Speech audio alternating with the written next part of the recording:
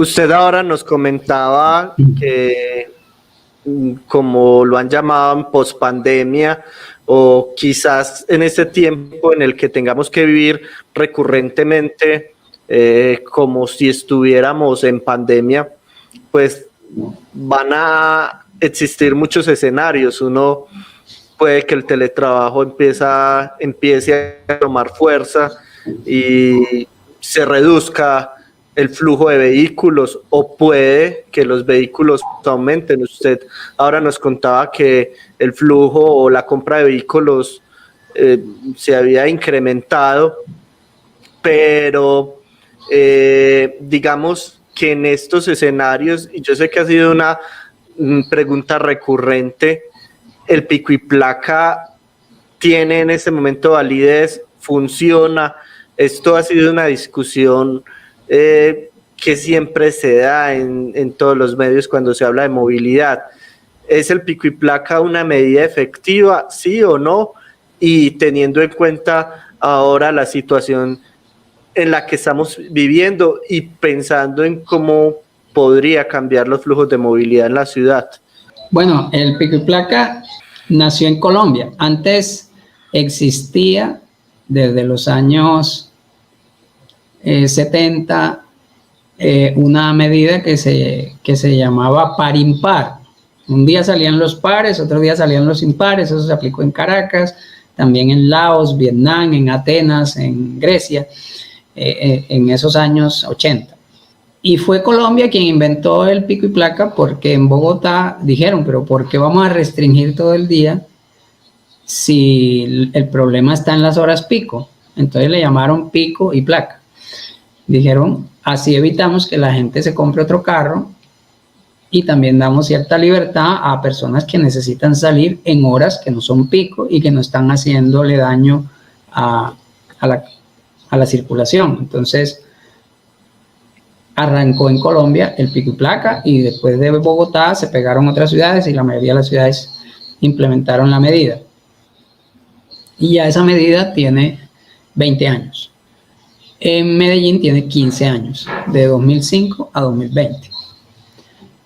Entonces ya estamos en el 2021 y se plantean nuevas formas de restringir o de evolucionar, porque la medida de pico y placa sí tiene efectividad en la reducción del tráfico. Claro, pues si uno prohíbe un número de dígitos que no puedan salir cada día, pues la gente no va a reaccionar al día siguiente y se va a comprar otro carro inmediatamente, porque eso lo puede hacer un 5% de las personas, pero no el 95%. O sea, no todo el mundo tiene 2 garajes, o para pagar 2 impuestos, o para pagar 2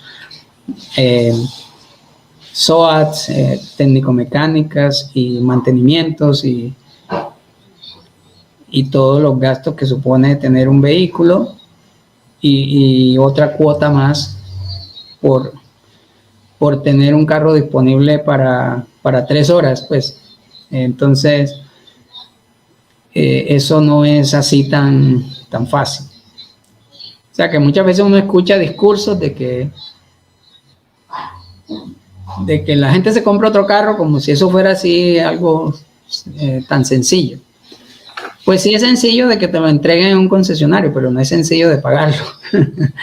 Entonces, el número de vehículos en el país ha aumentado, en parte porque la financiación se volvió más fácil, en parte porque el dólar bajó a 2.000 pesos hace 10 años, después volvió a subir, pero hace 10 años, cuando estábamos en la mitad de esos 20 años del pico y placa, el dólar estuvo por debajo de 2.000 pesos. Hoy está en 3.600, imagínense. O sea, estuvo a 1.800, estuvo a la mitad de lo que está hoy. Entonces, los automóviles casi que valían la mitad de lo que valen hoy.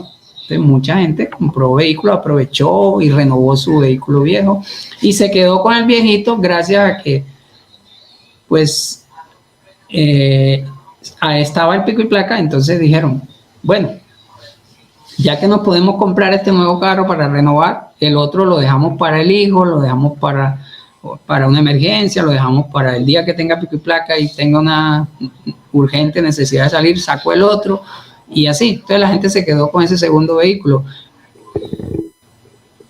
Pero Eso de la compra de carros igual se iba a dar, y se ha dado más por la gente que compró su primer vehículo, más que por el que compró su segundo vehículo. Y muchos de los que compraron el segundo vehículo vendieron el primero, porque también hay un mercado de segunda en Colombia, de gente que no puede de pronto comprar un auto nuevo y se compra uno usado a la tercera parte del precio.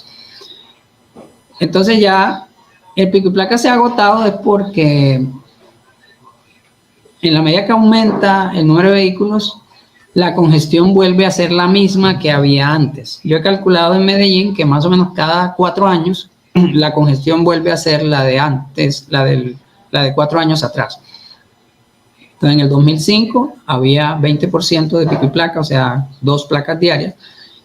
En el 2008 se cambió a 4 placas porque la congestión volvió a ser la del 2004, que era cuando se generó la medida.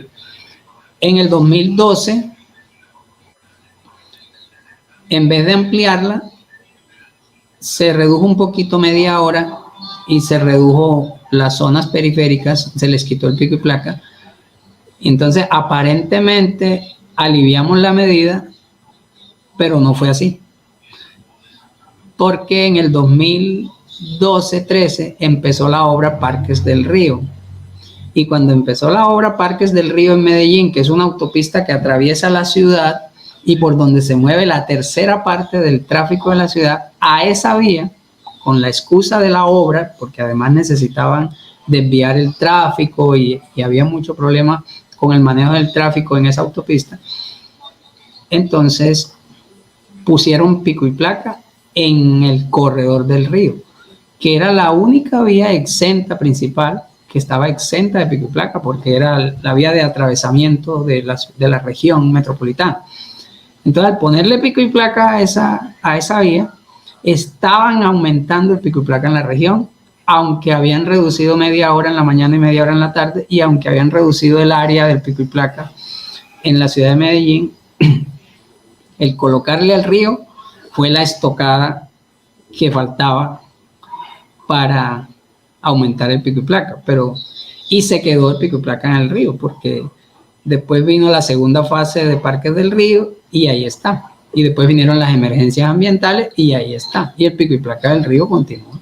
Entonces, el pico y placa ha ido aumentando porque el número de vehículos va aumentando, entonces la congestión vuelve a alcanzarse al nivel inicial. Entonces, en conclusión, el pico y placa no es una solución definitiva, pero fue necesaria en un momento y promovió varias cosas. Una, que los buses fueran más rápidos, que los taxis fueran más rápidos, que los vehículos escolares fueran más rápidos, que los vehículos de carga fueran más rápidos. O sea que sí benefició a la ciudad con el sacrificio de 100.000 o 150.000 autos que se quedaron guardados.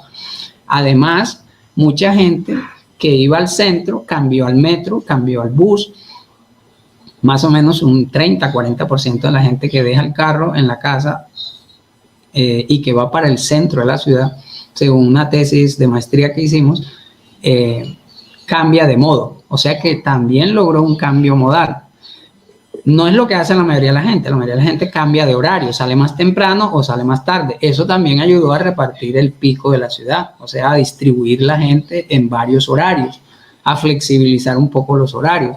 O sea que el pico y placa tuvo sus beneficios, pero es una medida que se agota y no puede ser permanente, porque yo no la puedo seguir subiendo y subiendo y subiendo, y ya, como le pasó a Bogotá, llegó a 50%, 50%, o sea, unos días salen pares, otros días impares, pero además ya no bastan 2 horas, sino que tuvo que poner 3 horas. Entonces ya llega un momento en que ya eso se vuelve inoperante. Entonces, las medidas modernas y que ya se aplican hace décadas en algunas ciudades del mundo, es aplicar cobros de congestión, ya sea peajes urbanos en zonas céntricas o peajes por contaminación, como se hace en Londres, en Singapur, en Estocolmo, en Gotemburgo, en Madrid, o sea, zonas pequeñas. No digo toda la ciudad, sino una zona pequeña donde haya mucha presión del automóvil, se ponen cobros y también unas sobretasas a los parqueaderos, que ya eso en Colombia está legislado para que las ciudades lo puedan aplicar. Entonces, el control a través de precios es lo mejor, porque la gente decide si vale la pena ir en automóvil o mejor toma un taxi. Por ejemplo, si yo voy al centro de la ciudad y el parqueo vale 5.000 pesos por hora y me voy a demorar 4 horas, son 20.000 pesos el parqueo por una reunión de toda una mañana. Entonces yo digo, bueno, pero si un taxi me lleva por 8.000 y me trae por 8.000, son 16, no tengo que buscar parqueadero, no estoy con ese afán y con esa zozobra y que me voy a chocar y que voy a llegar tarde a la reunión, etcétera. Me voy en taxi. Entonces la gente toma decisiones más inteligentes cuando la ponen frente a un precio ante el cual él tiene que hacer sus cuentas y decir, esto me conviene en este momento hacia ese lugar y en este modo, o mejor, en este momento me queda mejor el taxi o el metro, entonces, o la bicicleta pública. Entonces puedo tomar decisiones más inteligentes. O sea, el precio nos ayuda a razonar. Ahora, hay casos como Cartagena, que en este momento está debatiendo los 4 peajes que tiene alrededor de la ciudad, que es un caso diferente, porque esos son peajes que se establecieron con unas concesiones viales y que son más para los accesos. Si Cartagena tuviera mucha gente que viviera afuera y que quiere entrar a la ciudad a congestionarla, pues tal vez, pero Cartagena lo está afectando es a la gente que vive adentro cuando sale o entra de la ciudad, o los turistas que vienen en auto, pues son los que están pagando allí el peaje, pero no están resolviendo un problema interno de congestión. O sea, son unas vías rápidas que se hicieron para salir de la ciudad y que para pagar la infraestructura se cobra un peaje, pero no es un peaje de congestión. O sea, que lo que yo estoy planteando no es el modelo de Cartagena, ¿sí? Es el modelo de Londres o de Singapur, que es una zona pequeña en el centro, al cual se cobra por entrar, porque es una zona muy pequeña donde no caben todos los automóviles que quieren entrar. Entonces se pone una tarifa para que se regule el uso del automóvil.